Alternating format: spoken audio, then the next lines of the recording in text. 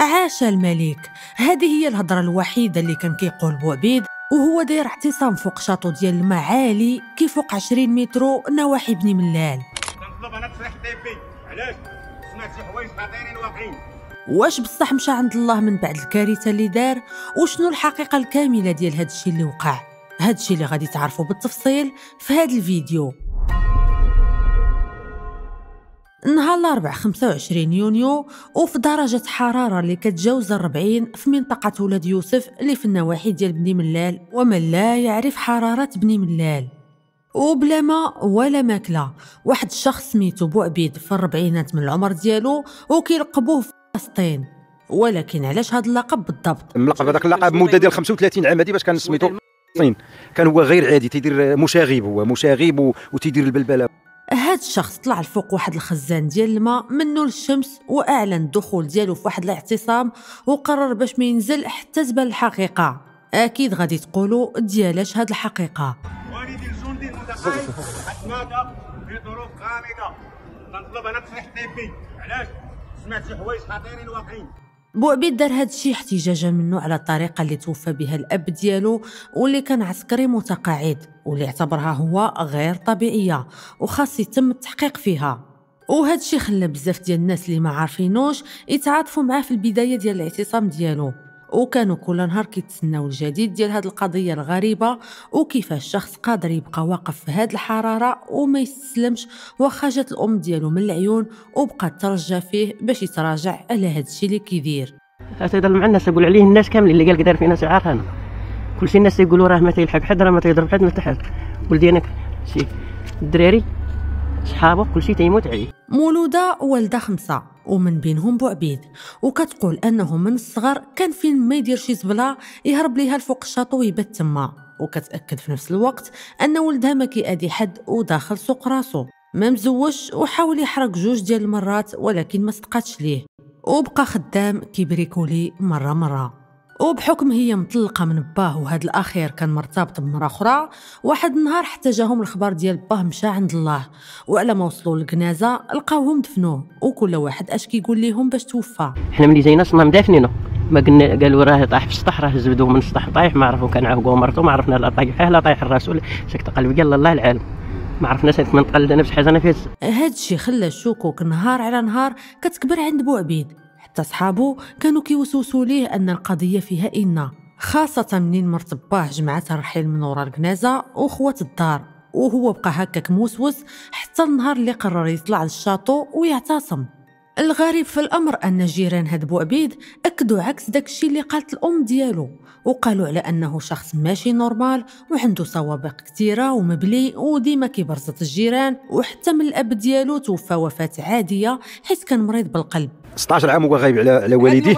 باه عنده واحد المعاش عادي، كان عسكري، قال لي شي 1500 درهم ولا 1600 درهم. جاب واحد المراه اخرى عاش معاه واحد 6 سنين ولا 5 سنين، ديك المراه ما تفاهماتش معاه، كانت هزت واحد شي رحيل ديال 20000 درهم 30000 درهم من الدار، راه داك التقويم ديال دار عاديه بسيطه، ما يفايش 20000 درهم 30000 درهم. تيطالب هو باش ياخذوا ليه حقه في هذا الورث هذا، مع العلم انه هو ما كانش هنايا، كان في الصحراء.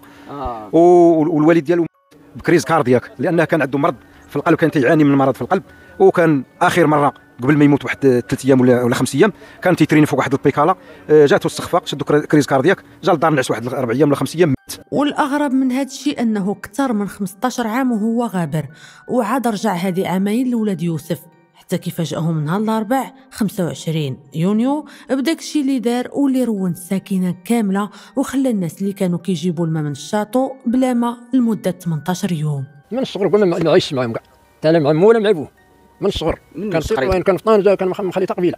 امتى جا لهنا؟ اش غادي نقول لك، انا كنت خدام غادي يكون ديك حقاش بغا تيشدوه يبغوا يطلقوه حتى 4 عام ولا هكا، كنت يبغوا يطلقوه ثاني. تنعرفوه منذ الصغر هنا في القبيله، انسان غير عادي، يعني انسان انورمال، هو مدمن، مدوز بزاف شحال من مره مدوز الحباسات، واحد 12 مره ولا 11 مره. ولكن كيفاش رجع بوعبيد من شخص تعاطفوا معاه بزاف ديال الناس حيت بقى مصر يعتصم في هذيك الظروف القاسيه حتى يحققوا ليه المطالب ديالو لواحد الشخص اللي صدمهم من بعد؟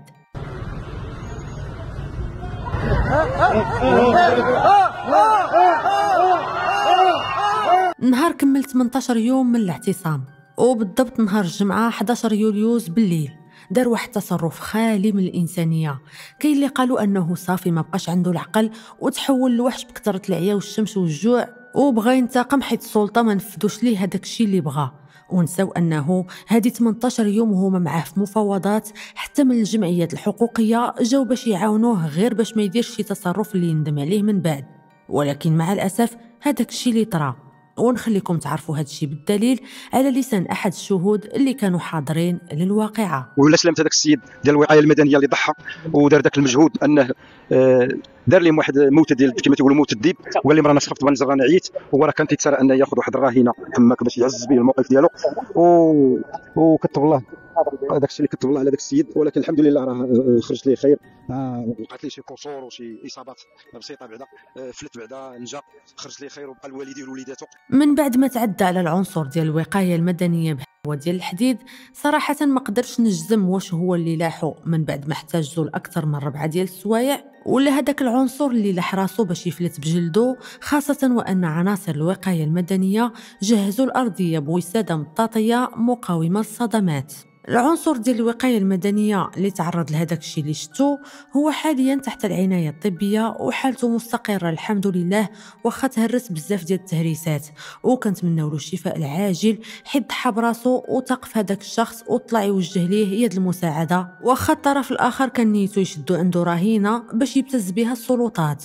وطورت الامور المشاهد شافوها الناس مباشره وعبر المواقع، وهما عاده كيشوفوها غير في الافلام ديال الاكشن. من مور هاد الكارثه اللي طرات صافي الامور خرجت عن السيطره، حيت بوعبيد رجع كيشكل خطر على راسو وعلى الناس، وبدا كيشير بالحجر على عناصر التدخل اللي بغاو ينهيو هاد الاعتصام. ومنين بغاو يقربوا ليه لوا كرده على عنقو تلاح وبقى معلق في الهواء حتى قطعوا ليه الكرده من الفوق وهو يطيح، وهزوه على وجه السرعه للمركز الاستشفائي الجهوي ديال بني ملال باش يتلقى العلاجات اللازمه، وحالته حاليا حارجه في العنايه المركزه وما كاين عليها حتى جديد لغايه نشري لهذا الفيديو. صراحه واقعه اللي عمر المغرب سبق وعاشها من قبل، واذا جينا نحللو غادي نلقاو على انه ربما الصدمه من بعد وفاه الوالد ديالو زيد عليها الاحساس بالتهميش، خاصه انه غالبا كان كيعاني من مشاكل نفسيه خلاته يعبر على المطالب ديالو بهذه الطريقه اللي اكيد ما كان شجع عليها حتى شي واحد، حيت كيف ما شفتوا المصير ديالها في الاخير كيكون مأساوي.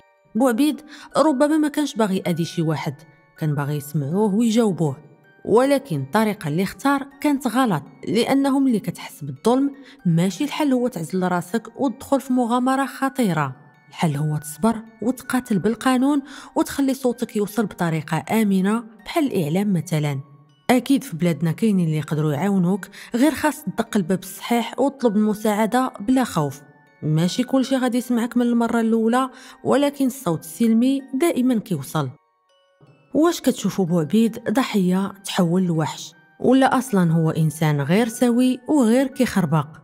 كيهمني بزاف نقرا ارائكم في هذا الموضوع، فرجاء ما تبخلوش عليا بالتفاعل ديالكم، وما بقى لي الا نقول لكم الله يكتب علينا وعليكم مكاتب الخير.